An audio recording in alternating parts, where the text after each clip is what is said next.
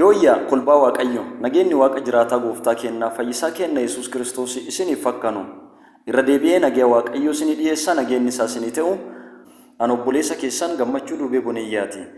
Mata duree kennaa guyyaa darbee barnoota dubbii waaqayyo sanyii dansaa facaasi ka jedhu kutaa lammaffaasaa adda waliin itti fufna.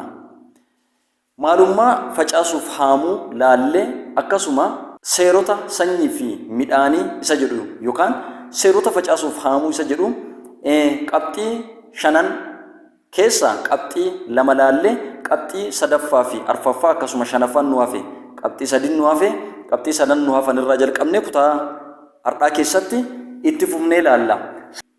Seerota sanyii fi midhaanii keessatti qabxiin tokkoffaa sanyii facaafamte jijjiiruun hin danda'amu isa jedhu laalleerra. Takkaa erga facaannee sanyii facaanne san jijjiiruu akka hin dandeenye. Kana jechuun nami midhaan dansaa haamachuu yoo barbaade sanyii dansaa facaasuu akka malee qabxii lammaffaa irratti immoo sanyii dabarte deebisuu akka hin dandeenye. Ta dabarteetti taatteef akka nuti dammaqnee hojjechuu dandeenyu. Qabxii lammaffaa laalleerra yookaan seera lammaffaa laalleerra. Seerri sadaffaan sanyiin qixa facaafamte baay'attiidha. Sanyiin qixa facaafamte baay'atti. Nami yoo hin facaasin hin haamatu. Nami waan muraasa facaasu muraasa haamata. Baay'ee galfachuu yookiin haamachuu yoo barbaade baay'ee facaasuu qaba. Qotee bulaan lafa hektaara tokko qofa yoo oomishe midhaan hektaara tokko kennuu danda'u qofa galfata. Yoo hektaara 10 oomishe ammoo dachaa 10 galfata. Sababillee sanyiin qixa facaafamte baay'atti waan ta'eef. Kitaaba Hoyyichi nami diqqoo facaasu diqqoo galfata, nami hedduu facaasu ammoo hedduu galfataa jedha. Qorontoos lammaffaa boqonnaa 9:6. Ati sanyii gosa kamiyyuu yoo facaafte sanyiin sun qixuma facaafamte baay'atti. Waa hantuulle ta'ee dansaa harka guuttee yoo facaatte harka guuttee haamatta yookaan galfatta. Muraasa yoo facaatte immoo muraasuma galfatta. Sababillee sanyiin qixa facaafamte baay'atti waan ta'eef. Seerri arfaffaa yeroon facaasuu fi haamuu garagaraadha. Yeroon facaasuu fi haamuu garagara. Jireenyi keenyaadhaa bu'aa bayii kaleessaa. Jireenyi keenyaadhaa bu'aa sanyii kaleessa facaafamteeti. Kana jechuun hojiif dadhabbiin namoota nuun dura turanii jireenya kana fakkaatu nuuf fideera. Isaan yeroo isaaniitti facaasan nuti ammoo bu'aa yookaan midhaa isaa haamanne. Sanyii akkuma facaafamteen haamaaf hin dhaqqabdu. Kitaaba Hoyyichi wanni hundinuu yeroo qabaa jedha. Kitaaba lallabaa boqonnaa 3:1. Yeroon sanyii itti facaafantuu fi yeroon bu'aa isaa itti haamamu yookaan walitti qabamu garagara. Waa har'a hojjette bu'aa isaa boruu haamatta. Dadhabbiif hojiin kee har'aa ijjumaa hin badu. Turee gara midhaaniitti jijjiirama. Yeroo isaatti garuu bu'aa yookaan midhaan gosa sanyii itti facaattee siif fidee akka inni dhufu hin dagatin. Kanaaf Phaawulos yoo addii kutatuu dhanne yennaan haammaa yoo geette waan walitti qabannuuf hojii dansaa hojii isa medadhamnuutii jedhe Galaatiyaa boqonnaa 6:7. Jecha fakkeenya tokko isinii tuqa. Yeroo tokko godina Gujii aanaa uraagaa ganda haroo harruu jedhamu keessatti seenaa haadha takkaa natti himan. Haati tun bara duraanii yeroo sababa wangeelaatiif ariisaan baay'een turte namoota baay'ee irratti gama siyaasaatiin dhiibbaan gurguddaan dhaqqabaa turetti sababa wangeelaatiif gooftaa Yesuus Kiristoos akkasiin mormattuuf jedhanii qabanii mana hidhaa galchan. Wangeela itti amante kanaan adda baasuu barbaadanii guyyaa 4 halkan 4 midhaanii fi bishaaniin ala akkasiin turtu agabuu akkasiin turtu godhan. Achiin duuba guyyaa arfaffaa dhufanii akkas godhan jedhan xaasaa tokkotti cegoo hoolee yookaan kosii hoolee bakka hooleen bultu jala kosii san fuudhanii jiidhaa isaa fuudhanii bulbulanii xaasaa tokko qabatanii dhufanii isa kana dhugi yookaan du'i jedhaniin yookiin Kiristoos mormatta yookiin isa kana untaa jedhaniin jennaan 4 bulte waan ta'eef midhaaniif bishaan dhadde harkaa fuute Waaqayyo 4 buleera beela'eera amma isa kana sooranaa godhi sagaleen naa jijjiiri jette untee jedhama. Eega isin dhugdee hinduuti jedhanii balbalatti adoon cufin dhiisanii biraa deeman. Ganama jiraachuuf duusii ilaaluuf warri gaafa dhufu akka isaan yaadan san duutee adoon ta'ini akka nama galgala dhadhaa dhugee bulee ganama nafisi kun jiidhee goggogi nafaa ka guyyaa 4 isiin midhaaniif bisaanii ala turte sun deebi'ee margee fi fayyite nama fayyaa dhaggaa dhufan jedhama. Nama dadhabbii irraa galte dhaggaa dhufan baay'ee rifatanii achiin duuba duraa bananii deemi nurraa nuti si'u sodaanne dhanii geggeessan jedhama.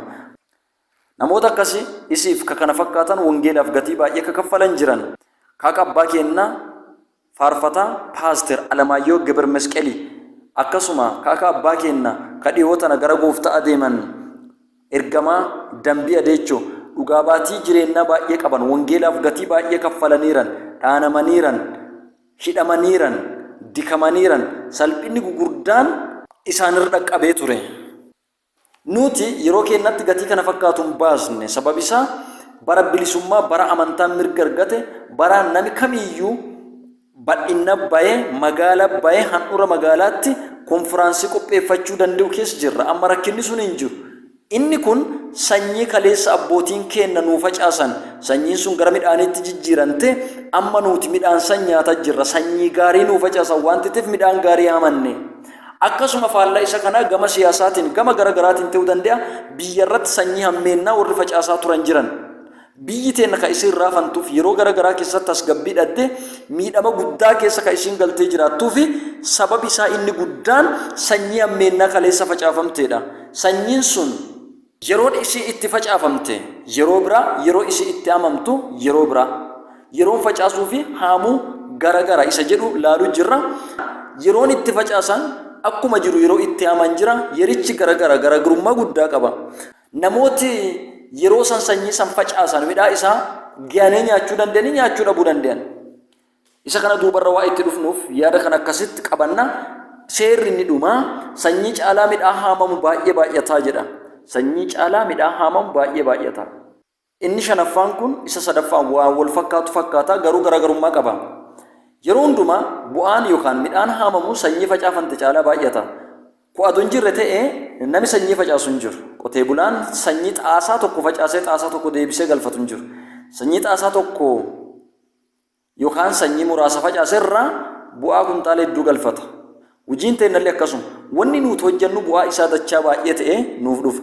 Kitaaba wayyichi akka nama qilleensa facaasu waan hundeen qabne facaasanii akka nama hobombolatti haamatu waan guddaa sodaachisu galfatanii jedha. Raaga Hose'aa boqonnaa 8:7 irratti. Yeroo sanyii facaasan caalaa yeroo bu'aa yookaan midhaan galfatan dadhabbii guddaa qaba. Bu'aan sanyii irra dachaa hedduu waan baay'atuuf nutillee waan xaasaan facaanne kuntaala baay'ee galfanna. Hantuullee haateetu dansa. Qabxii itti aanu hadha yoo facaattu boruu ta'e yaadadhu jedha. Hadha yoo facaattu boruu ta'e yaadadhu. Sabab isaa sanyii hadhaa midhaan boruu waan ta'eef yaada kana akka inni naa qabamu barbaada. Yaada kana akka naa qabattan barbaada. Sanyiin hadhaa midhaan boruuti isa jedhu. Namooti gariin jireenya isaanii warra biraatiif buddeena gochuurraa jireenya namoota biraa balleessanii buddeena argachuu filatan. Ifi isaaniitti ulfinna argachuuf jedhanii warra biraa salphisan. Ifi isaaniitti gammaduuf warra biraa boochisan. Ifi aangoo argachuuf jedhanii aangoo warra biraa dhiiban. Dhugaan jirtu garuu sanyiina hammeennaa bu'aa qajeelinaa fiduu hin dandeettu. Nami qoree facaasee waynii irraa guuratu hin jiru jedha. Maatiyus boqonnaa 7:16. Nami mataa ifii jiraachisuuf jedhee jireenya nama biraa balleessu gochi inni raawwate sun sanyii irratti yookaan jalqaba salphaa fakkaachuu danda'a. Haa ta'u malee bara jireenya isaatti wanni inni godhe sun gatii isa kaffalchiisa. Jireenyi isaa fiixee samii dhaqqabetti fakkaatu adoo wamaa hin beekameen akka shaamaa boba'uu baqee harkaa dhumata. Waaqni hubannaa isaa nu haa kennu. Abeel aarsaa yookaan cincaa dhugaa onneerraa Waaqaaf dhiyeesse. Waaqi aarsaa inni dhiyeesse san aarsaa Qaa'el dhiyeesse caalaa jaalate. Qaa'el garuu waan kanaaf aaree Abeel gara dirreetti baasee ijjeesse. Abeel ijjeesuu isaatiin fudhatamummaa isaa san waa argatutti fakkaatee ture. Garuu hammeenni inni hojjete sun gara midhaaniitti yoo jijjiiramu dhiigi obboleessa isaa iyya guddaan fuula Waaqaa duratti Qaa'el himachuu jalqabe.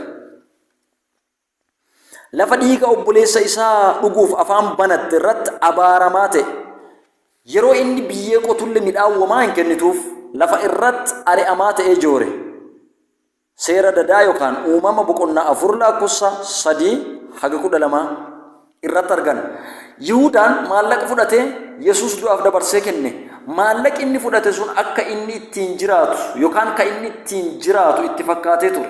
Haa ta'u malee maallaqi sun Yesuusiif adoonteen isumaaf sababa badii ta'e. Maatos boqonnaa 27 lakkoofsa 3 sanyiin tokko ariifatee hamaaf dhaqqaba. Sanyiin tokko akkasii ariifatti. Sanyiin gariin immoo turti. Ka Yihuudaa baay'een turre. Kitaaba qulqulluu keessaa kitaaba Saamu'eel lammaffaa boqonnaa 11 irraa jalqabne seenaa tokko laalla. Seenaa Daawiti. Sanyii Daawit facaase. Sanyii Daawit facaase. Daawit bara isaatti nama gaarii godhee waan gaarii godhiisaan yookiin waan dansaa hojjetiisaan nama beekamu ture. Garuu jireenya isaa keessatti sanyii hantuuta akka facaaseera. Sanyii Daawit facaase tana laalla. Seenaan kitaaba Saamu'eel lammaffaa boqonnaa 11 irraa jalqabee dubbatu seenaa nama gaddisiisuuf seenaa baay'ee nama baaseffachiisu yookiin nama dinqisiisudha. Yeroo mootummoota gara waraanaa baanutti ajajaan guddaan loltoota waliin jiraachuu ka qabu ture Daawit. Jeneraala isaa Yoo'aab qofa ergee inni fi Yerusaalemitti hafee ture. Daawit yeroo hin malletti bakka hin malletti argamuu isaatiin waan dogongoraa akka raawwate dubbii Waaqa nutti himti. Gamoo mana mootummaa irra adoo deddeebi'aa jiru dubartiin bareedduu takka yoo qaama dhiqattu argee baay'ee bareedduu waan ta'eef nama itti ergee eenyummaas yoo gaafatu haadha manaa heeticha Uuriyaa lolticha isaa ta'uu si hubate. Ergantootatti ergee waamsisee isii waliin rafe. Isii waliin rafe. Inni kun gocha hangafaa ture. Gochi kun illee karoorfame waan bu'aa hin qabne ka akka tasaa uumameen ta'eeti. Haa ta'u malee gochi kun akka sanyii midhaanii biyyee keessa facaafamtee ta'e. Ta'ullee wanni inni fidee dhufuuf jiru maan ta'ina laati? Isa jedhu waliin laalla. Dubbichi akkas ta'e. Haalli tokko isa biraa irratti daddabalamaa dubbii ittuma jabaataa deemti. Yoo namni hin qalbeeffatiin cubbuun nama boojite tokko haga garba godhattutti ittuma dabalaa deemti. Turtii yeroo muraasaatiin duuba Baatisheebaan ulfootte yookiin haati manaa Uuriyaa ka Daawit waliin rafe sun jechuudha. Gara mooticha Daawit ergaa ergitee daa'imni isii ulfootte ka isaa akka ta'e itti himti. Daawitillee dubbiin tun akka ifatti hin baane dhossuuf yaale. Abbaa manaa Baatisheebaa Uuriyaa lafa waraanaatti waamsisee gara manaa deebisuuf mala barbaaduu jalqabe. Uuriyaan gara mana ifiitti yoo gale daa'imni dhalatu kiyyuma jedhee akka inni amanu gochuuf yaalee ture. Uuriyaan garuu loltuu baay'ee cimaaf jabaa waan ta'eef loltooti warri biraa lola irra adoo jiranuu gara mana kiyyaatti galuu hin danda'u jennaan Daawit dhugaatii macheessee akka inni gara manaa galuuf yaalii godhullee milkoofne. Kanaaf Daawit jeneraala isaa Yoo'aabiif xalayaa barreesse harkuma Uuriyaatti kennee itti erge. Ergaan xalayichaa Uuriyaan akka ijjeefamu ka ajaju ture. Ajaja akkasii qaba. Uuriyaan xalayaa du'a isaa himu harkuma ifiitiin qabatee jeneraalicha bira fide. Kun hundi aga raawwatamu mara Uuriyaan nama qajeelaa womaa hin beekne ture. Waan godhamu kana hin beeku. Haala kanaan nami qajeelaa yakkaa tokkollee hin qabne loltuu cimaaf murteessaa ka ture Uuriyaan ijjeefame. Daawit ammeen isaa itti jabaatee sanyii cubbuu facaasuutti fufe. Hin dhiinye, hin hubanne, hin qalbeeffanne, if hin qorqoranne, hin dhaabbanne kana godhee cubbuu isaa golluuf yookiin dhoksuuf barbaade. Nami cubbuu dhoffatu hiiku. Nami cubbuu isaa himatuuf dhiisu garuu araara dhaggataadha. Kitaaba Fakkeenyaa boqonnaa 28 lakkoofsa 13. Erga Uuriyaan du'een duuba yeroon gadda isii akkuma dabareen Daawit Baatisheebaa haadha manaa godhee gara mana ifiitti fudhate. Haa ta'u malee wanni hamaan Daawit godhe kun Waaqa gaddisiise. Saamu'eel lammaffaa boqonnaa 11 lakkoofsa 27. Yeroo baay'ee namni ulfinna cubbuun qabdu hubatu, Waaqi garuu cubbuu balaaleffata. Daawit waan kana hundumaa yoo raawwatu sanyii inni facaasitu midhaa akkamii buusuuf akka jirtu yookiin gatii akkamii akka qabdu hin yaanne. Haa ta'u malee gochi kun akka duumessa rooba ba'atee dhufuu manaaf mootummaa Daawit irratti gatii akka dhagaa roobaa itti gad harcaase. Isa kanaaf eeggannaan laalla. Waaqayyo raagicha Naataan gara Daawit erge. Naataan seenaa tokko mooticha Daawititti akkas jedhee dubbate. Namooti lama magaala tokko keessa jiraatan jirani. Isaan keessaa tokko dureessa, kun ammoo hiyyeessa. Namichi dureessichi hoolaa fi horii hedduu qaba. Hiyyeessichi ammoo ilmee hoolee takka bitate malee waan biraa hin qabu. Inni isii kunuunsee ijoollee isaa waliin guddatte. Isa waliin nyaataa, isa waliin dhugaa, bobaa isaa jala bulti jedheen. isiin isaaf akkuma intala isaati. Guyyaa tokko keessummaan tokko gara mana namicha dureessichaa dhufe. Namichi dureessichi sun keessummaa gara isaa dhufe saniif hoolee yookiin horii fi hedduu qabu san keessaa tokko qalee nyaachisuu hin barbaanne. Ilmee hoolaa namicha hiyyeessichaa fuudhee gara mana ifii geessee nama keessummaa mana isaa dhufe saniif qalee nyaata qopheesse. Daawit namicha santi guddoo aare Naataaniin dhugaa mootii waan maraa ka jiraataa ta'e namichi akkas godhe sun du'uu qaba. Inni marartii malee kana waan godheef bakka ilmee hoolaa sanii hoolaa 4 kaffaluu qaba jedhe. Achiin duuba Naataan Daawitiin nami sun si'uma jedheen. Saamu'eel 2:12 1-7. Haala kanaan Waaqayyo Daawit murtii ifiisaa ifuma akka inni dubbatu godhe. Daawit cubbuu hojjetee fuula Waaqaa dura kufee dhiifama waan gaafateef du'arraa fulle bu'aa yookaan midhaan sanyii facaasee haamachuun dirqamatti ta'e. Hammeena Daawit hojjeteef raagichi Naataan murtii isaa yoo dubbatu Saamu'eel 2:12 irratti akkas jedhee bu'aa sanyii inni facaasee itti hime. Tokkoffaa ana tuffattee jedheen. Saamu'eel 2 jedheera 12 lakkoofsa 10 irratti ana tuffattee jedheen. Kanaaf kunoo an manuma keeti keessa badii sittin fidaa jedhe. Lammaffaa heeticha Uuriyaa billoowaan ijjeesisittee jedheen. Saamu'eel 2:12-9 haga bara baraa billoonni sanyii teeti irraa hin fagaatu jedheen. Lakkoofsa 10 irratti. Sadaffaa niitii heeticha Uuriyaa fuutee niitii tee godhatteerta. Iluma teet duratti niitota teetis jalaa fuudhaa. Lakkoofsa 10-11. Arfaffaa ati waan akkanaa dhoksaan goote an ammoo waan kana guyyumaan Israa'eloota fuulduratti sirra godhaa jedheen. Lakkoofsa 12 irratti. Tokkoffaa sanyiin Daawit facaase ana tuffatte bu'aa inni haamatu immoo kunoo manuma keetirraa badii sittin fidaa ka'e. Sanyiin Daawit facaase tuffii Waaqa tuffate midhaan inni haamatuuf jiru immoo badii mana isaa keessaatti dhuftu. Sanyiin lammaffaan Daawit facaase Uuriyaa nama qajeelaa billoowaa ijjeesise bu'aa inni haamatuuf jiru billoonni aga bara baraa sanyii isaa keessaa kan baane. Sadaffaa niitii heeticha Uuriyaa fuudhee niitii fi godhate bu'aa inni haamatuuf jiru ila isaa duratti niitoti isa jala akka fuudhamanu. Arfaffaa waa akkanaa Daawit dhoksaan godhe bu'aa inni haamatuuf jiru garuu ila guyyaatiin Israa'eloota hundumaa duratti akka isarratti teetu ture. Sanyii Daawit facaasee fi bu'aa midhaanii ka inni haamate yoo laallu isa jalqabaa waan hantuu akkasii godhuu isaatiin Waaqa waan tuffateef Waaqillee akkuma dubbate manuma isaa keessaa waan hantuu Daawit irratti kaase. Salphinnaaf illee dabarsee isa kenne. Jalqaba ilmi Daawit Aminoon obboleettii fi Taamaar dirqisiisee gudeeduun qulqullummaa isii irraa balleessee salphise. Saamu'eel 2:13-21. Gochi kun akka ukoo yookaan raacitii bullaa yookaan daakuu hunda bukeessitu ta'ee ittuma jabaataa deeme. Ilmi Daawit Abiishaaloom sababa salphina obboleettii isaa Tamaariitiif aaree tarkaanfii haluu irratti fudhachuun Aminoon ilma Daawit ijjeese. Saamu'eel 2:13-28-29. Abiishaaloom yeroo gara Kebroonii deemetti xaqaroon yookaan shirri hamaa inni mooticha irratti xaxee adoo hin yaadamin baay'ee jabaatee waan tureef mootichi Daawit sababa ilma isaatiin mana mootummaa dhiisee baqatee kophee baafatee miila qullaa imimmaan buusaa gaara ejirsaa haga ol ba'utti salphatee ture. Saamu'eel 2:17. Waraanaaf goraadee diinotaa adoon ta'in waraanni mana isaa keessaa ka'e jireenya Daawit hadheessee ture. Midhaan haamamu yoomiyyuu sanyii facaafamte irra baay'ee baay'ata. Cubbuun muraasa Daawit hojjate yookiin sanyii inni xaasaan facaase kuntaala baay'ee akka inni argatu ta'eef Daawit Uuriyaa waan ijjeeseef harka 4 kaffaluu malee kaffaleelle ture. Daawit afaanuma isaatiin akkas jedhee ture. Namichi akkas godhe sun marartii malee kana waan godheef addee ilmee hoolaa sanii hoolee 4 kaffaluu qabaa jedhe. Daawit waan kana dubbachuu isaatiin murtii mataa ifii ofirra labse. Seera bahuu 22 irratti seericha qabatamaan lafa nuu kee'a. Akkas jedha.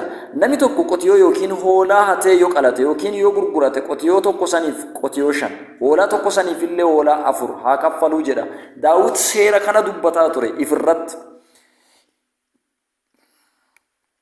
ilmaan daawiti arfan guyyaa isaanii malee du'an isaanillee daa'ima Baatisheebaan deette ka jalqaba Saamu'eel lammaffaa boqonnaa 12 lakkoofsa 18 namni lammaffaan Aminoon Saamu'eel lammaffaa boqonnaa 13 lakkoofsa 28 29 namni sadaffaa Abishaaloom Saamu'eel lammaffaa boqonnaa 18 lakkoofsa 14 15 arfaffaa